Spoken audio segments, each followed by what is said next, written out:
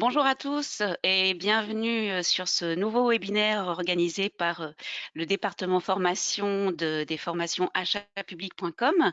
Merci d'être aussi nombreux parmi nous aujourd'hui. Donc, les formations au marché public achatpublic.com, ce sont des formations, comme on peut le voir sur la slide suivante, destinées aux acheteurs publics, mais aussi aux entreprises soumissionnaires. Ce sont plus de 50 programmes et 600 sessions programmées à Paris, mais aussi en province en 2022. Et notre organisme est référencé sur Datatoc et certifié Calliope comme il se doit. Donc voilà, vous trouverez toutes ces informations sur notre site.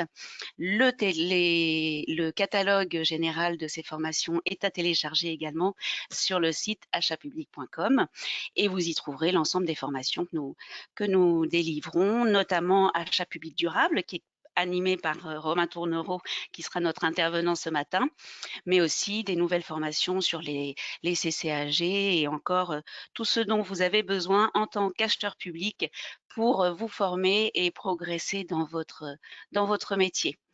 Donc, comme je vous le disais, c'est Romain Tournereau qui est avec nous ce matin, qui est juriste expert en marché public et achat durable. Il a exercé plusieurs missions dans un conseil départemental, mais aussi un centre de gestion, avant de rejoindre Brest Métropole en tant que chargé de mission achat public durable, puis de se voir confier la responsabilité du service coordination de l'achat. Donc, il est reconnu pour son expertise dans les marchés publics et les achats durables, ainsi que dans l'optimisation et la sécurisation des achats. Et donc, il anime à nos côtés, comme je vous le disais, la formation, les marchés publics et le développement durable. Et il est également l'auteur de nombreux livres sur le sujet. Donc, je vais lui laisser la parole en espérant que vous passerez un bon moment avec nous et que vous apprendrez beaucoup de choses sur les impacts des lois AGEC et les lois climat et résilience sur votre métier. Donc, Monsieur Tournereau, je vous laisse la parole et je vous retrouve tout à l'heure. N'hésitez pas, vous avez un petit menu questions qui doit s'être affiché sur votre écran, donc à poser vos questions tout au long du webinaire et je les relayerai en fin d'intervention. Monsieur Tournereau, c'est à vous. À tout à l'heure. Merci Laurence de cette présentation. Alors, je préciserai juste un point, je ne suis pas l'auteur de nombreux ouvrages sur le sujet, mais j'ai contribué à l'élaboration d'un certain nombre de guides sur matière d'achat durable, effectivement dans le cadre de différents réseaux d'acheteurs, France Urbaine ou encore le Réseco. Bienvenue à toutes et à tous dans ce webinaire consacré aux lois climat et résilience et lois AGEC et leurs impacts sur les acheteurs publics. Une année qui démarre assez fortement pour la communauté des acheteurs avec cette actualité réglementaire assez pressante. Alors, je vous propose de démarrer ce webinaire. Alors, il ne vous aura pas échappé depuis quelques années une véritable montée en puissance de la réglementation en faveur de l'achat durable. Je pense qu'on peut tous s'accorder à dire qu'il y a un alignement des planètes en faveur de l'achat durable, puisque les règles à la fois relatives à la façon dont on achète, directive 2014, code de la commande publique, la réglementation dite horizontale, de même qu'un certain nombre de réglementations verticales, réglementations thématiques, se cumulent pour permettre en fait aux acheteurs publics de disposer d'un véritable arsenal réglementaire pour pouvoir agir en matière d'achat public durable. Donc, vous retrouverez sur cette slide les principaux éléments. Je crois qu'une montée en puissance qu'on peut dater des directives de 2014 qui, à travers notamment le critère du coût du cycle de vie, l'extension du domaine de la réservation des marchés, des choses qui ont été reprises, voire amplifiées par le code de la commande publique, font qu'on a vraiment un socle assez important pour agir. Et puis, je parlais de réglementation verticale. Concrètement, on peut voir cette montée en puissance, notamment à travers la loi TECV, qui est, je pense, une loi qui préfigure un petit peu la loi AGEC notamment, et ce que j'appellerais la suite des événements. Hein. Si on fait un peu de prospective, je pense qu'on aura de plus en plus de réglementations sectorielles indiquant aux acheteurs de procéder de telle ou telle façon, d'acheter tel ou tel type de produit. Donc, je pense que la loi TECV était vraiment intéressante en ce sens, puisqu'elle a ouvert ce nouveau champ. Loi Egalim, hein, qui est également bien connue hein, par rapport à l'achat de denrées alimentaires. Une loi récente, hein, la loi sur la réduction de l'empreinte numérique, hein, qui date de cet automne, qui contient également un certain nombre d'éléments en faveur de l'achat public durable, avec des obligations hein, qui trouveront leur application dès 2022, puis en 2023 et 2024.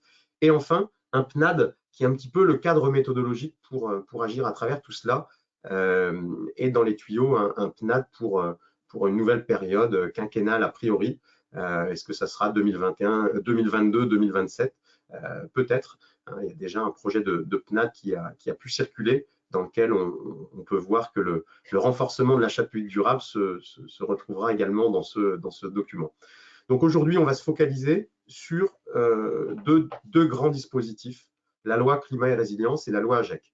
Alors on avait un petit peu hésité avec Madame Bornachot sur le choix du périmètre de la journée. Et puis on s'est dit que ces deux lois présentaient de tels enjeux, de tels impacts que sur ce webinaire, on allait les traiter toutes deux, alors ce qui implique hein, peut-être une vision un petit peu synthétique des choses, mais néanmoins, ça vous permettra d'avoir l'essentiel de ces deux dispositifs et de voir quels impacts auront ceux-ci dans vos pratiques. Alors, cadre juridique favorable pour agir, certes, mais du point de vue de l'acheteur public, il peut y avoir une certaine sensation de ballonnement face à cette évolution réglementaire assez majeure. Il y a déjà, ça fait beaucoup de textes, hein, des acheteurs publics fortement sollicités hein, par d'abord la transposition des directives, le code, et puis par rapport à toutes ces nouvelles évolutions auxquelles s'ajoute donc loi GEC et loi climat et résilience. Hein, donc c'est par rapport à ce contexte un petit peu chargé, cette actualité, qu'on vous propose à travers cette demi-heure de vous donner les éléments essentiels pour pouvoir vous projeter. Alors, on va donc se focaliser sur ces deux grandes lois que sont la loi anti-gaspillage et la loi climat et résilience. Hein, donc la loi anti-gaspillage hein, qui date de février 2020 et la loi climat et résilience plus récente qui date de 2021. Alors, les impacts sont majeurs pour les acheteurs publics. Hein, ce n'est pas une simple formule ou une vue de l'esprit. Les impacts sont absolument conséquents. Je pense qu'il y aura un avant et un après par rapport à ces différentes lois, puisque vous allez le voir, hein, il y a très clairement un changement de paradigme à la fois sur la façon dont je dois rédiger mes cahiers des charges, mais également de la façon dont je dois rédiger mes marchés publics, mes dossiers de consultation. Voilà, donc ça c'est absolument important d'avoir bien cela en tête. C'est deux dispositions qu'il faut absolument bien avoir à l'esprit. À mon sens, ces deux textes illustrent ce qu'on pourrait appeler trivialement l'acheteur en conduite accompagnée, ou du moins la réduction de son libre arbitre. Réduction de son libre arbitre parce qu'effectivement, on peut dire que le crayon de l'acheteur est tenu par cette réglementation, qu'elle soit celle issue du Code de la commande publique ou bien qu'elle soit issue de réglementation verticale. Donc, je crois que c'est quelque chose qu'il faut vraiment bien avoir en tête et finalement, l'acheteur doit évoluer. L'acheteur public qui peut être parfois cantonné sur un tropisme acheteur, mais plus avec un profil juridique, avec une simple considération du Code de la commande publique, doit à présent avoir une vision plus périphérique et face à un projet d'achat, vraiment avoir en tête de la nécessité de venir s'assurer du cadre réglementaire spécifique applicable à ce domaine d'achat, puisqu'il y a de plus en plus d'obligations d'achat sectorielles. Donc ça, je pense que c'est assez fondamental. Donc une réduction du libre arbitre, dont je ne discuterai pas de l'intérêt, mais qui me semble, à mon sens, pouvoir agir en faveur du développement des achats durables, puisque très clairement, ça devient une obligation, une nécessité. Donc ça augure, je l'espère, d'une progression de l'achat durable si ces réglementations sont mises en œuvre convenablement. Alors, s'agissant de la loi anti-gaspillage pour une économie circulaire, c'est une loi que je présentais tout à l'heure avec une filiation par rapport à la loi TECV de 2015, la loi de transition écologique pour une croissance verte, que la loi AGEC finalement vient compléter, vient renforcer, vient amplifier. Néanmoins, on avait déjà en germe dans cette loi TECV différentes choses qu'on va retrouver dans la loi AGEC. Alors, cette loi vise à développer l'économie circulaire. La commande publique n'a pas le monopole de des thématiques de cette loi qui s'intéressent à différents domaines extrêmement variés, notamment les déchets. On a donc au sein de cette loi, c'est ce qui va nous préoccuper, des dispositions qui concernent directement les acheteurs. On notera que cette loi, finalement, se caractérise par deux éléments principaux, à la fois des orientations assez générales qui, si je puis dire, ne bouleverseront pas le quotidien des acheteurs, des dimensions à portée générale, et des obligations d'achat beaucoup plus ciblées, notamment avec des obligations de reporting qui, pour le coup, sont beaucoup plus susceptibles, et c'est sans doute déjà le cas au niveau d'un certain nombre de structures qui ont déjà mobilisé les structures pour parvenir à atteindre ces objectifs d'achat. Alors, l'économie circulaire et achat durable, deux termes que l'on peut aisément rapprocher. Je tiens toutefois à rappeler quand même que l'achat durable ne saurait se réduire à l'économie circulaire. Point de circular washing, c'est à éviter puisque l'achat durable, je pense, a un cadre encore plus large que cette économie circulaire qui, pour autant, présente un certain nombre d'atouts, d'enjeux en faveur de l'achat durable, notamment sur le volet environnemental. Alors, concernant ces orientations relativement générales d'une part, j'ai cité in extenso l'article 59 et l'article 55 sur cette slide pour illustrer ce caractère général des choses. Vous voyez, la commande publique tient compte notamment de la performance environnementale. Donc, on voit bien la commande publique au sens large, c'est très général, en particulier de leur caractère biosourcé. Alors, petit focus toutefois dans le domaine de la construction, de la rénovation bâtiment, à nouveau, prise en compte des émissions de lutte contre les GES et veiller à l'emploi de matériaux issus du réemploi, etc., etc. Donc, on voit quand même des textes avec une portée assez générale. Ça fait écho à la loi TECV qui indiquait que la commande publique était mise au service de l'économie circulaire et qu'elle y contribuait pleinement. Alors, on a également un article 55 qui fixe l'objectif de réduire, dès que cela est possible, la réduction de consommation de plastique à usage unique, en prévoyant des clauses et des critères utiles. Ça reste toutefois assez général. En même temps, il y a quand même un cap de données aux acheteurs en la matière qui trouveront un appui pour mobiliser leur structure et orienter leur cahier des charges en la matière. On a également le deuxième alinéa de l'article 55, spécifiquement sur l'acquisition de logiciels informatiques et l'obligation faite aux acheteurs de promouvoir le recours à des logiciels dont la consommation, je cite, permet de limiter la conso énergétique associée à leur utilisation. Donc, on voit que ça reste quand même assez large. C'est beaucoup plus large et général que ce qu'on va retrouver également dans ce texte et sur lequel on va s'appesantir quelque peu.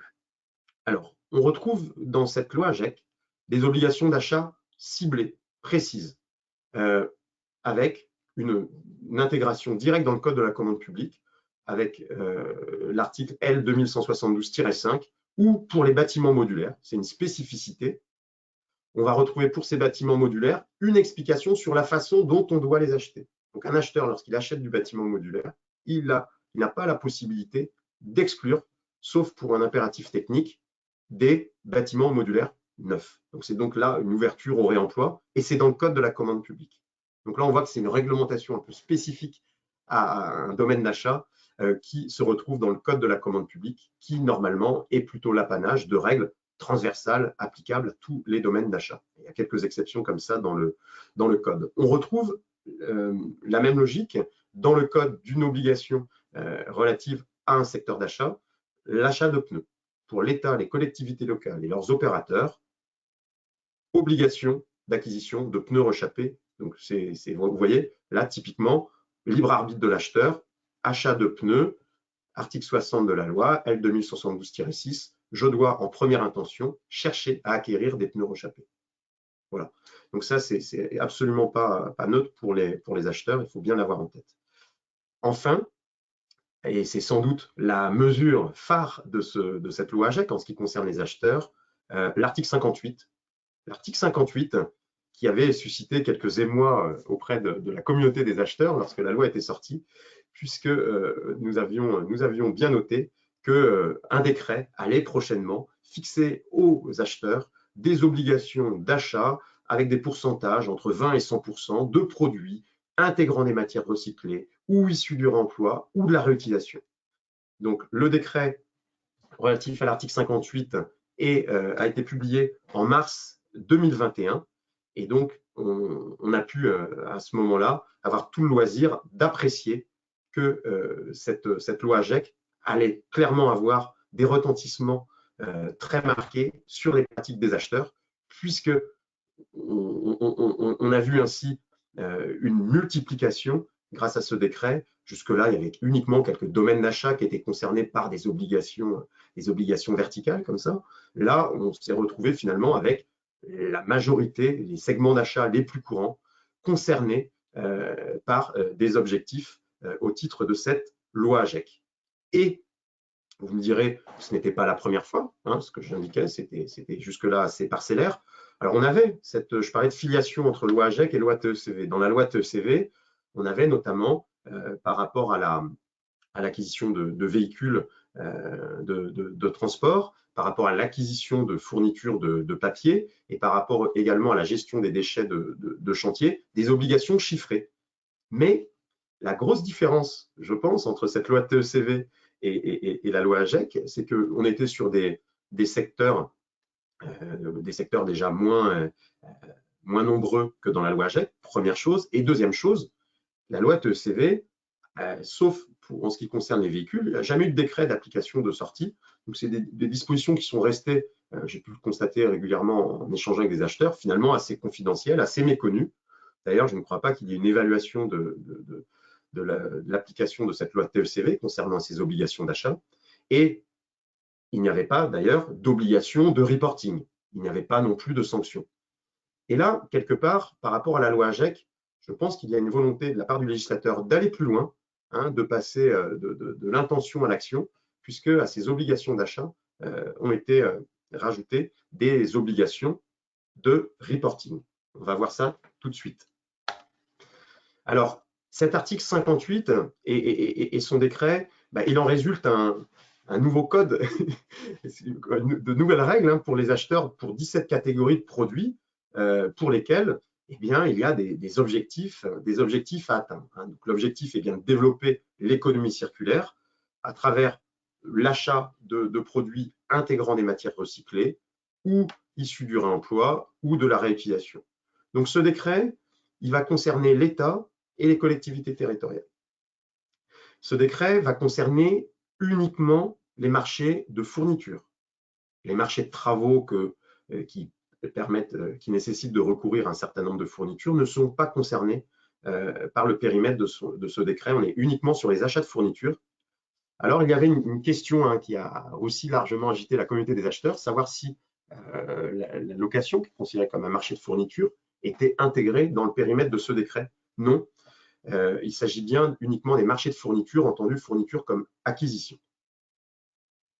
Alors, sur les produits concernés, hein, la liste, hein, dont vous avez sans doute pu prendre connaissance, qui est en annexe du décret, fixe de très nombreux des objectifs sur des produits d'achat, des segments d'achat très variés, très courants, 17 catégories de produits, c'est assez important. Je pense que vous êtes tous concernés par au moins un ou plusieurs segments de ce décret. Donc vêtements, papier, fourniture de bureau, matériel informatique, copieurs, livres, etc., etc.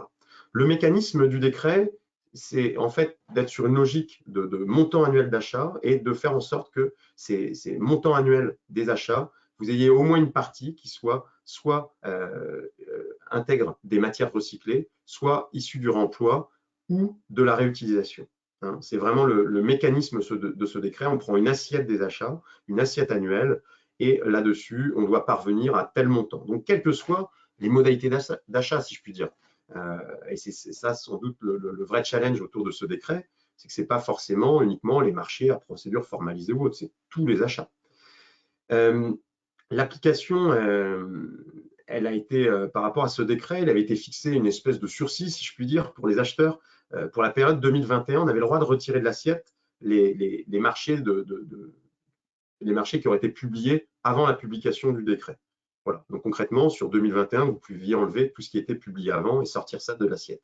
Par contre, pour 2022, et c'est là où les choses se corsent et le décret prend toute son ampleur, et donc va finalement avoir un effet rétroactif sur des marchés qui auraient pu être passés en 2020, et bien sûr en méconnaissance totale de la publication de ce décret. À partir de 2022, il n'y a plus de possibilité de sortir de l'assiette les marchés publiés avant le 10 mars 2021. Donc là, ce sont tous les achats qui doivent rentrer dans cette assiette et les acheteurs de montrer patte blanche par rapport à ces objectifs.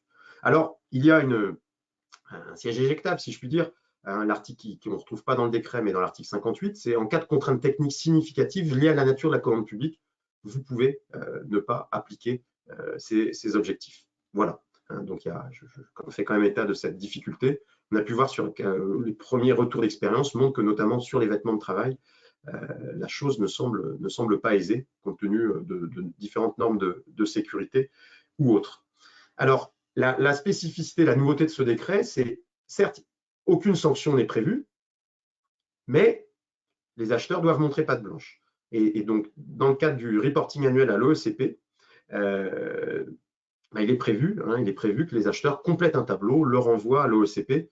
Je vous renvoie à l'arrêté du 3 décembre 2021 qui fixe toutes ces modalités-là, un arrêté qui est assez intéressant puisqu'il se cale bien sur le tableau du décret et les acheteurs ne devraient pas être trop dépaysés, ça facilitera d'autant leur tâche.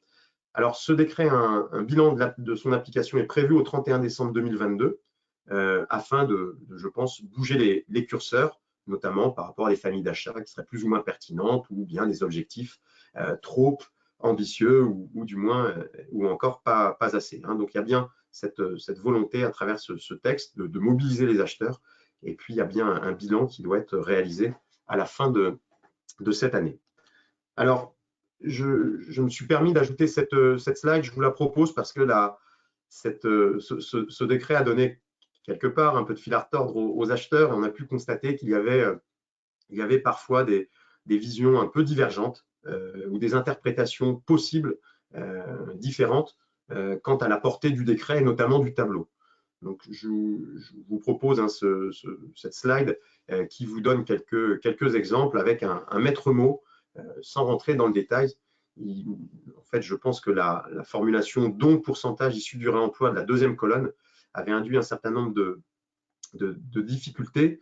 Il faut bien comprendre que chaque pourcentage dans chaque colonne, l'avant-dernière ou la dernière colonne, s'applique bien à l'assiette, au montant total des achats. Donc concrètement, vous voyez, pour la vaisselle, la première obligation, c'est 20% du montant total de mes achats de vaisselle, de bouteilles, de bocaux et de flacons. Et la deuxième colonne qui nécessite qu'on ne puisse valoriser uniquement la vaisselle issue du réemploi de la réutilisation, vous voyez qu'il n'y a plus les matières recyclées, plus la possibilité de les valoriser dedans, et bien c'est 10%, non pas de 20%, mais 10% du montant total de mes achats de vaisselle. Ça, c'est très important d'avoir cela en tête. Ça conditionne les objectifs que vous allez vous fixer et ça conditionne également la qualité de votre reporting à l'OECP.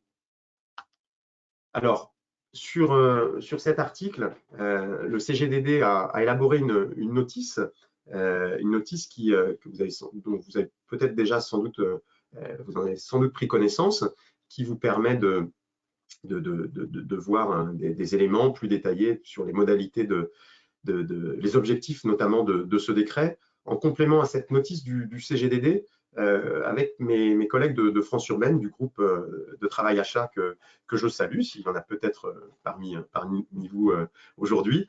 Nous avons réalisé une notice explicative, une notice méthodologique afin de faciliter la tâche des acheteurs, notice qu'on a souhaité diffuser au-delà de France Urbaine, parce qu'on s'est dit que ça pouvait intéresser également l'ensemble de la communauté des acheteurs.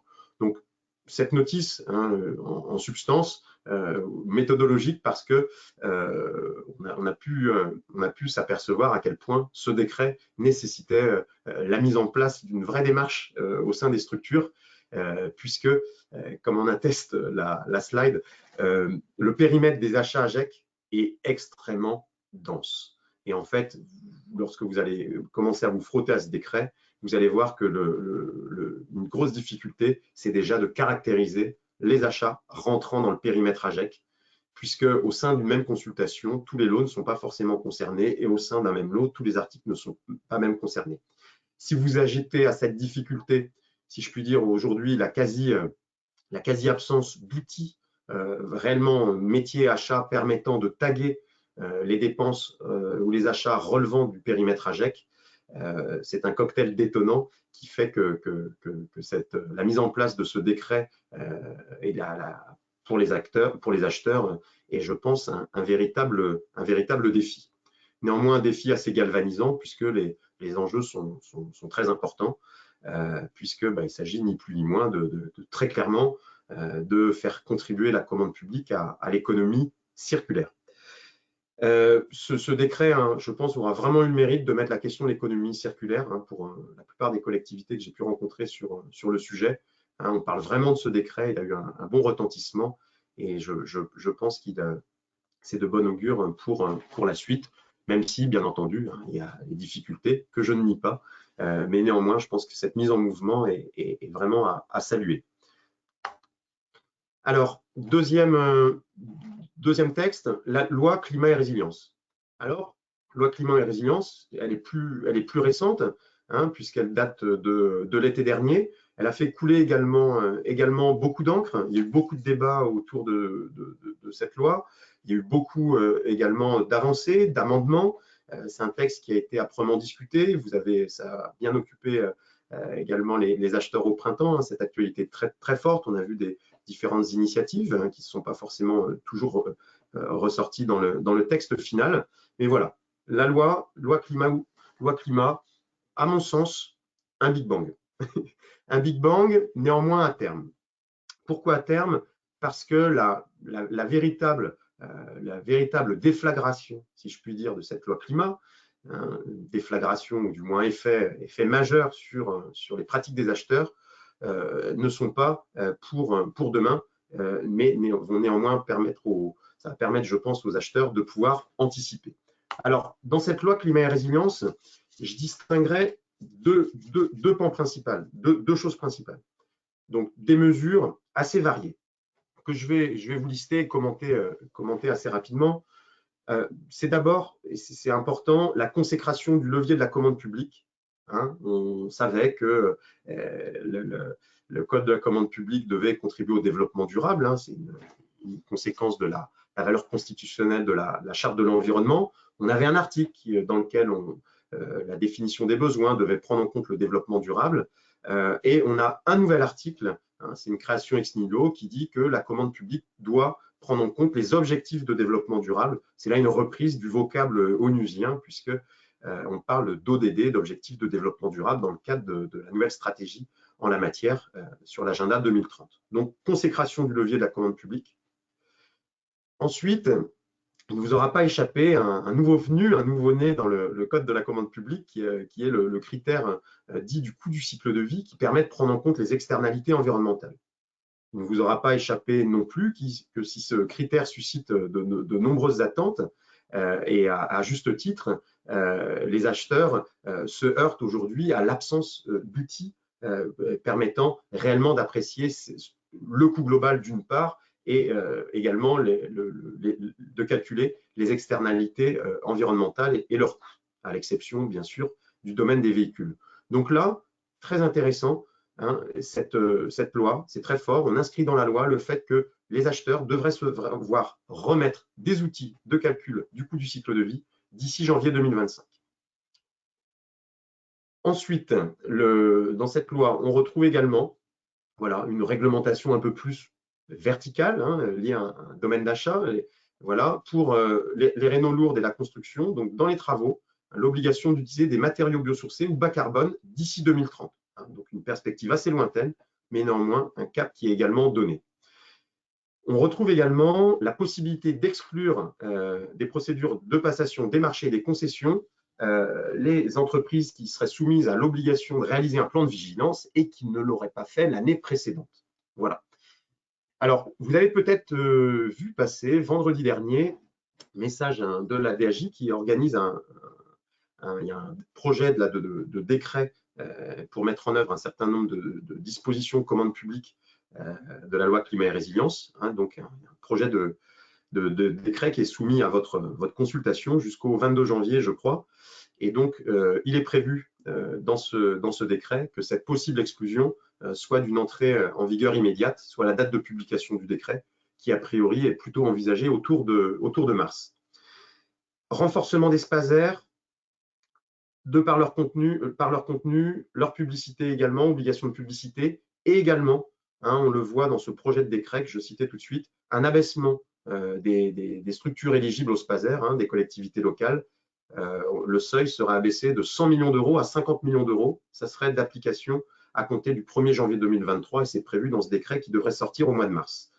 Sur les concessions, on a également une disposition qui devrait rentrer en vigueur au plus tard, donc le 21 août 2026, d'avoir dans le rapport du délégataire des éléments sur le volet environnemental et social.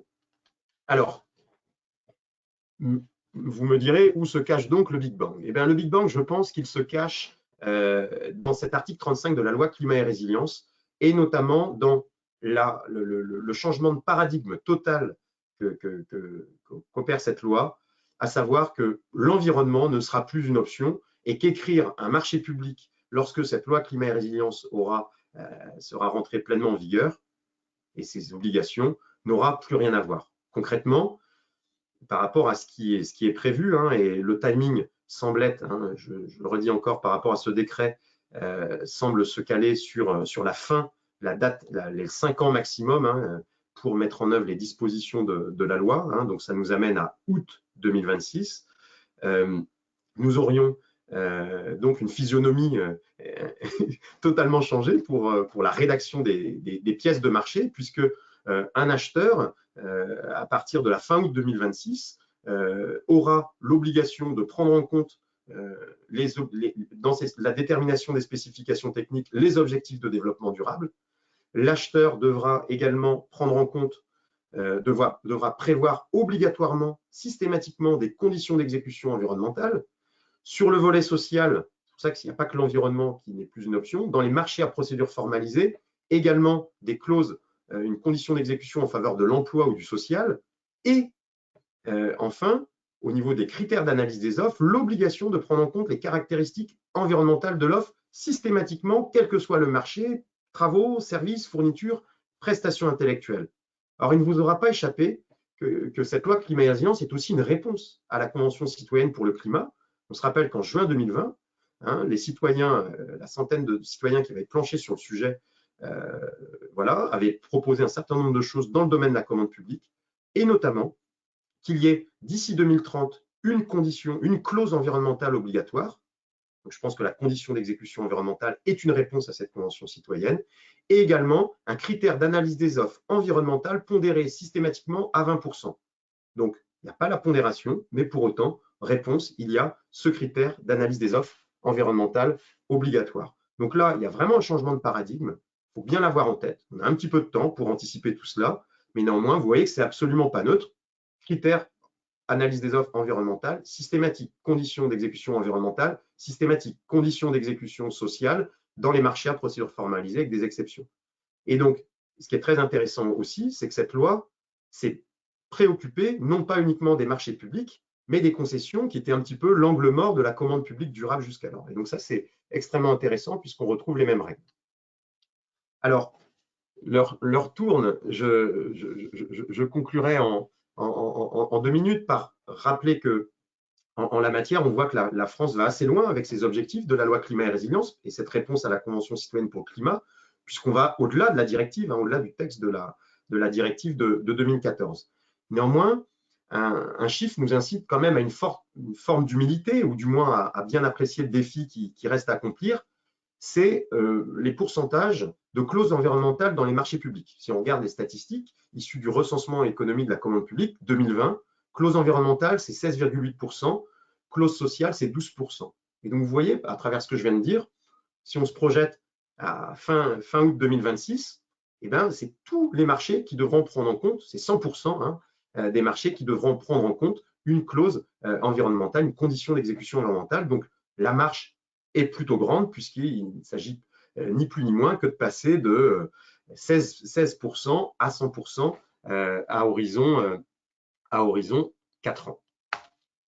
Alors, face à ces défis, et sans doute plus que jamais, pour conclure quelques éléments, de l'anticipation par rapport à ces dates, que je ne rappelle pas, vous avez des dates clés qui vont arriver, certaines plus ou moins rapidement. On a déjà la loi AGEC qui est déjà de pleine application. Et c'est dès la fin juin que nous allons tous ceux qui sont assujettis, devoir montrer patte blanche et de devoir transmettre les données à l'OECP en la matière. 2023, c'est l'abaissement du seuil d'espace air. Et enfin, il y a cette deadline, hein, je crois, de fin août 2026, où le changement total de la façon dont on devra écrire nos marchés, pour lequel il convient d'anticiper pour faire en sorte que on fasse non pas un critère pour faire du critère, mais qu'on puisse mettre des choses suffisamment intéressantes avec une valeur ajoutée dedans. Enfin, je pense que sans doute plus que jamais, la mobilisation est absolument indispensable, la mobilisation interne. On le voit hein, à partir du moment où vous allez travailler sur AGEC, travailler sur AGEC uniquement au sein d'une division de la commande publique, ce n'est pas pertinent, il faut mobiliser les prescripteurs et il faut également mobiliser les décideurs puisque tout ça est absolument pas neutre et emporte un certain nombre de conséquences. Mobilisation externe sont les acteurs économiques, le sourcing va être l'outil hein, principal par rapport à tout cela. Il s'agit ni plus ni moins que de changer complètement notre façon d'acheter et d'aller trouver, notamment s'agissant de AGEC, de ne plus acheter neuf, concrètement, pour une part de nos achats, de ne plus acheter neuf. Donc ça nécessite fatalement d'au moins de poser la question aux acteurs actuels, au moins et également d'aller trouver peut-être d'autres acteurs, d'autres filières, d'autres structures. Les réseaux d'acheteurs auront un rôle absolument important en la matière pour notamment mutualiser les bonnes pratiques. Hein, et je profite de ce webinaire pour saluer tous les réseaux d'acheteurs en matière d'achat public durable qui font un travail formidable au quotidien et qui maillent particulièrement bien notre territoire national, avec un petit clin d'œil également à mes collègues du Réseco. Et enfin, plus que jamais, face à tous ces défis, je pense qu'un peu d'audace sera nécessaire. Par audace, concrètement, il va falloir aller, comme je le disais, trouver d'autres acteurs, peut-être des acteurs moins familiers avec la commande publique qu'il faudra peut-être accompagner, faire grandir. Et puis, cette audace, ça peut être aussi se retrouver au niveau de l'ingénierie contractuelle.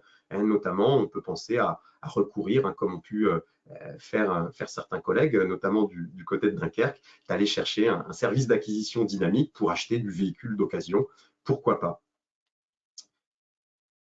Voilà pour cette partie. J'arrive au bout de cette présentation des impacts sur la loi AGEC et climat résilience. Alors, je conclurai toutefois en rajoutant que peut-être avec un petit quelques adjuvants, rappeler quelques adjuvants possibles hein, pour accompagner les acheteurs par rapport à ces défis. Il est prévu dans le cadre du futur CNAD l'élaboration d'un guide national de référence sur les achats publics durables et également d'un outil checklist et d'évaluation en matière d'achat durable. Donc, c'est autant d'outils qui, je pense, pourront aider la communauté des acheteurs à mieux répondre à tous ces enjeux et de contribuer au développement durable. Monsieur Tournereau, je vous remercie infiniment pour cet éclairage fort intéressant. Vous avez fait un exercice difficile en essayant de faire une synthèse de ces deux lois et de leurs impacts sur les acheteurs publics, mais exercice très réussi. Nous avons beaucoup de questions, donc on ne va pas pouvoir répondre à toutes. Des questions notamment très précises que je ne vais pas vous poser ici. J'invite les personnes qui se posent ces questions à suivre la formation marché public et développement durable qu'anime Monsieur Tournereau. On a pas mal de questions sur les spazeurs. Notamment, on me demande, n'est-il pas compliqué pour les collectivités de réussir à synthétiser les différents textes fournis dans leur spazer et sur quel support disponible à tous pourrait-on retrouver l'ensemble des spazers existants? Alors à ma connaissance, hein, pour répondre à la deuxième question, il n'y a pas d'outil encore, hein, je pense, commun permettant de retrouver l'ensemble des spazers, mais on voit la loi climat et résilience venir renforcer la transparence, mais il y a une obligation de publicité des spazers. Donc, logiquement, ceux qui ne l'auraient pas été publiés jusqu'alors le seront sur les portails, les sites internet des collectivités, des acheteurs concernés. Donc, on devrait voir fleurir un certain nombre de spazers.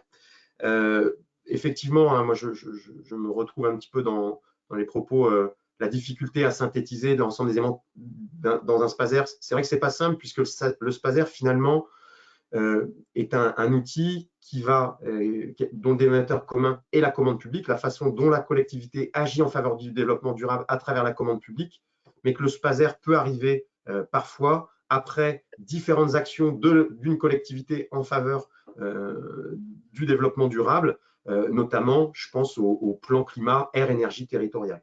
Voilà, les PCELT. Je pense également à un certain nombre de plans en faveur de l'économie circulaire qu'auraient pu mettre en place des collectivités.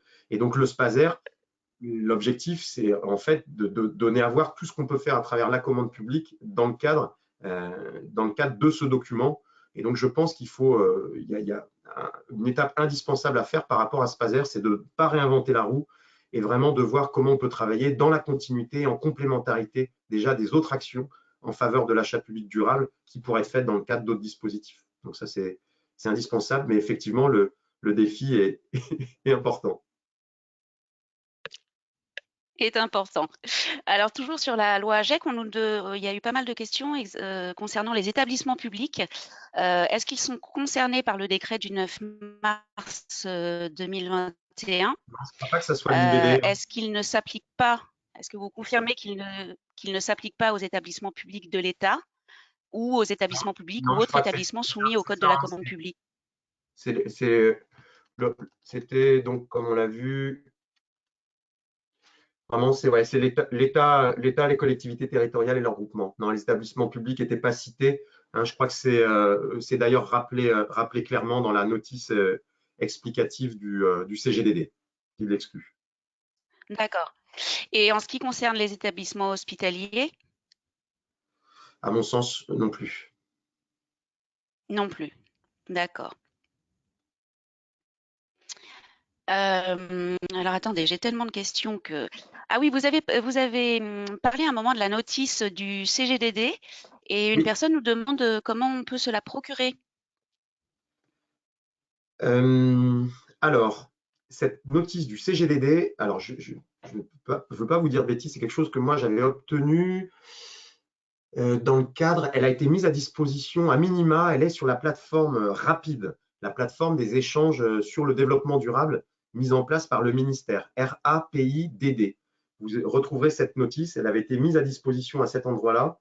Est-ce qu'elle est sur le site du CGDD? Je l'ignore, mais en tous les cas, elle est sur cette plateforme Rapide et je ne peux que inciter tous les collègues acheteurs à s'inscrire sur cette plateforme qui est une véritable mine d'informations. Et je préciserai également qu'il est dans les tuyaux une notice V2 de cette notice explicative, justement pour venir clarifier certains points, notamment par rapport au marché, l'exclusion des marchés de location ou le fait que la deuxième colonne s'applique bien à tout le périmètre des achats. Voilà. Donc vous retrouverez ça sur la plateforme Rapide et il devrait sortir, je pense, prochainement une V2 de cette notice CGDD. Voilà. Super, merci beaucoup. Et Alors, puis nous Alors arrivons. peut-être juste, Je oui, vous et dis. sur la Oui, notice, sinon il y a la notice CGDD et il y a également la notice France Urbaine que vous retrouverez sans difficulté, notice AGEC, France Urbaine, Google ou bien sur le site de France Urbaine, sachant qu'on fera également une notice V2 pour tenir compte des derniers ajustements. Voilà. très bien. Donc, je prends une dernière question, cette fois-ci sur la loi climat et résilience. Les obligations imposées prochainement par la loi climat et résilience en matière environnementale et sociale sont-elles cumulatives pour un seul et même marché? À mon sens, oui, elles sont bien distinctes, hein. On dit bien que c'est au sein d'un même marché, on a des spécifications techniques qui ne sont pas une condition d'exécution environnementale, qui ne sont pas une condition d'exécution en faveur du social et de l'emploi, qui ne sont pas l'analyse de l'offre. Donc, à mon sens, c'est des obligations réellement distinctes. Sous-entendu, c'est pas parce que j'ai mis en place un critère d'analyse des offres environnementales que j'échapperai à Mmh. l'obligation d'avoir une condition d'exécution environnementale, si ça peut répondre à la question. Très bien. Bah, écoutez, Monsieur Tournereau, je vous remercie encore. Nous avons beaucoup de commentaires qui vous remercient directement pour ce webinaire synthétique, clair et efficace, pour reprendre les mots de nos participants. Et j'espère que vous en retrouverez un certain nombre lors des prochaines sessions de formation que vous animez pour achatpublic.com. Très Merci bien. beaucoup. Merci à tous d'avoir participé. Très bon Bonne appétit et à bientôt pour un prochain webinaire. Au revoir à tous. Au revoir.